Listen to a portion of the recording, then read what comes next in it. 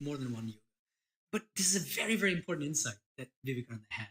Every one of the world religions corresponds to one or more of the 4 yogas. And the second step in his argument, or it's really the conclusion of the argument, therefore every world religion is a direct path to enlightenment. So the first premise is that any one of these yogas can give us enlightenment. Second premise, every world religion corresponds to one or more of these yogas. Therefore, any one of these world religions can take us to the highest goal, the highest spiritual goal, of awakening, of illumination. But he also went further than that. Swami Vivekananda, I discussed this in detail in my book, Swami Vivekananda's Vedanta Cosmopolitanism. I use the phrase religious cosmopolitanism. And what I mean by that is Swami Vivekananda often taught that we can and should actively learn from religions other than our own. We'll be grounded firmly in one religion, but we'll also try to learn from other religions and expose ourselves to other religions and actively try to incorporate aspects of other religious traditions into our own, okay?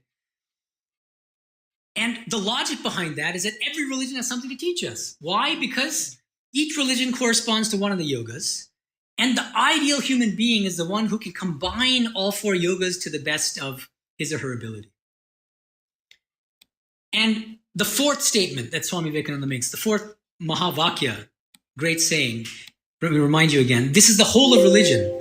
Doctrines or dogmas or rituals or books or temples or forms are but secondary details. So Swami Vivekananda was well aware that different religions differ at the level of doctrine. They disagree on all sorts of things.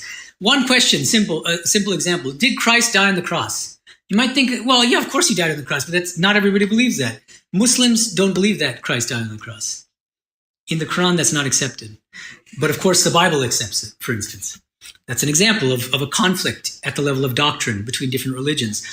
Is rebirth true? Are we reborn?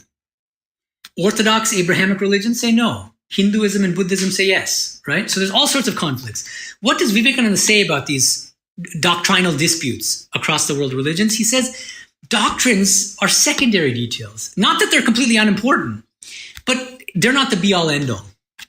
They belong to the non-essential side of religion. What's more, even if some religions are wrong about something, so look, the example of Christ, whether Christ died on the cross. One of those religions is wrong. Either Islam is wrong that Christ didn't die on the cross, or Christianity is wrong. Right? So there had to have been a historical fact of the matter. What Sri Ramakrishna and Swami Vivekananda say is, even the errors in a religion don't substantially detract from the